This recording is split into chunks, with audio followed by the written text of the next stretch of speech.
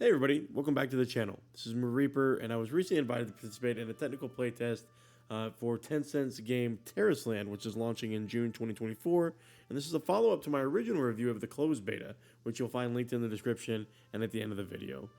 I wanted to provide an update on my experience with the game to share what's changed and what hasn't ahead of the game's official launch.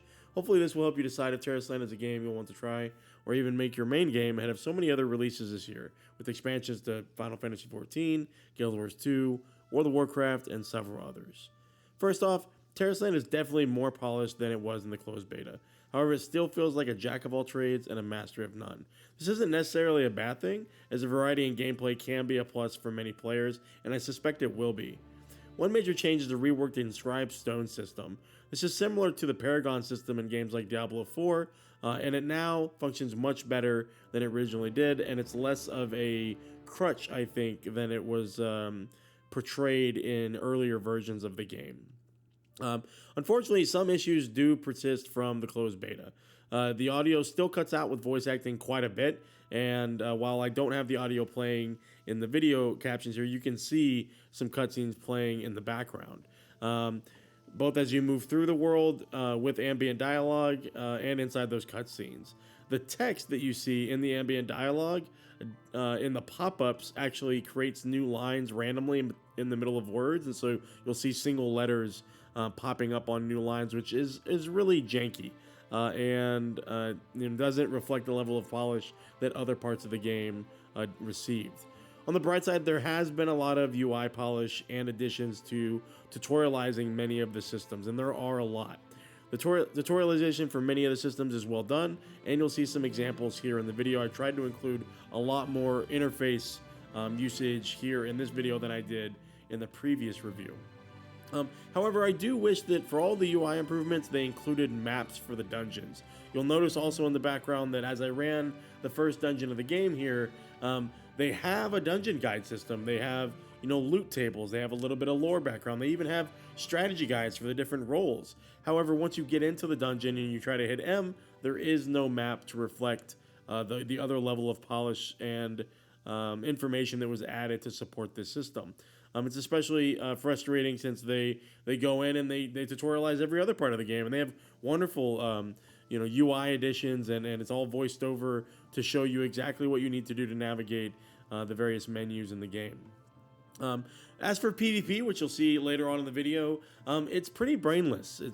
It's kind of mostly zerging, and I'm kind of interested to see if they have any larger scale, more strategic options, or even smaller scale arena style options, so that maybe there's a little bit more strategy involved, because what you'll see in the background is really just group going from point to point. I don't even know if everybody knows what they're doing. I know maybe a lot of people are trying it out for the first time, but even with the rule set, it really didn't seem that exciting or enjoyable.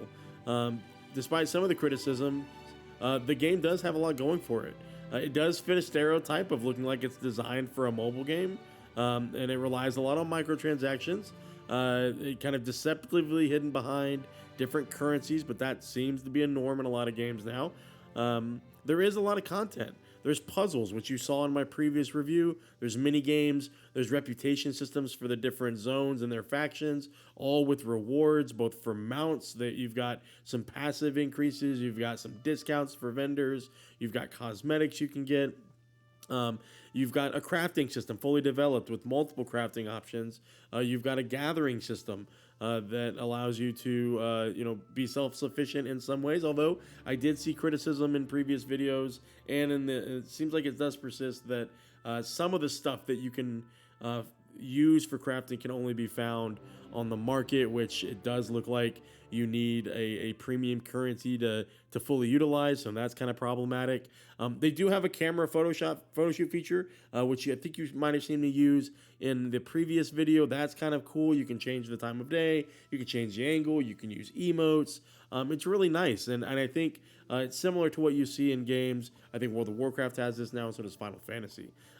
There are a variety of classes, and I do know that they've committed to unlocking the genders for all of the different class types, and that will go in at least partially at launch. They've promised to have 2 classes with both genders represented, both male and female. at launch. So that's good to know that they're still trying to commit to that feedback that they've received, and I welcome that because honestly, I don't like gender locks myself. All of the classes do have talent trees fully developed. They have already a dual spec system. You can save different builds, which is really nice. There's a solo spec that mostly revolves around damage. There's a group utility spec that is tanking and healing. You get the idea. And this all lends to the ability to theory craft along with the gear system that is obviously in place. It does seem like the gear stats, the character stats are somewhat simplified, although, it does seem like you can really hone in on certain stats like hit or combo rate, which I think will add a different layer to some of the gameplay you might experience in the group content in the raids that are offered here in Tarisland. The story I'm not as well versed on, but there is a story there. The translation makes it kind of hard to connect the dots a little bit. Some of it's a little tropey. There are elves. There are what look like Tauren. There's humans, obviously. There's comes like gnome, dwarf creatures. You see an example of that here in the video. But there's gods involved. There's some ancient evils. There's people that have turned to the dark side. There's this corruption, which is reflected here in this first zone. Some of the boss names are just kind of like words, like darkness, which again, for as much as Tarisland's development team seemed to have spent on all of these variety of systems to kind of appeal to a wider audience, I really wish they would take some of this cash and invest in a proper localization, because I do think that that would help this game resonate with a lot more players.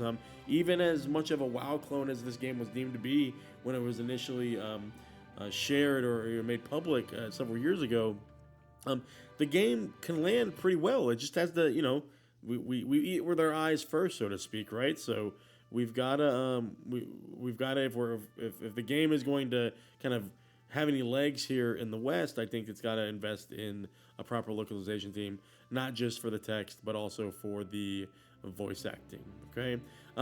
So while the Dungeon and Instance content is fairly fleshed out, I'm kind of disappointed that the game, at least in an open world sense, is only launching with there's about 3 zones. You have the Ankash region, the Misty Forest, and then the area that includes Silverlit, which the naming there has always kind of bugged me. I wish the fact that they put that capital L in the middle of the word really grinds my gears, so to speak. So I do hope for more content in that arena later on in the year. I hope that they very quickly add a new zone, that they expand on the world. The zones themselves are actually fairly large. I didn't get to explore the exterior of Silverlit, nor did I get to the Misty Forest. But the Ankash region is fairly large, and I don't even know if all the content is in that area just yet.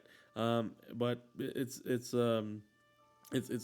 enough that you will feel like you've explored and wandered for quite a while. So, look, there's a lot of quality of life features that are in Tarisland for a game that is launching in 2024. I know a lot of us in the community have complaints about these games launching half finished or launching in alpha states. Tarisland is definitely not that type of game.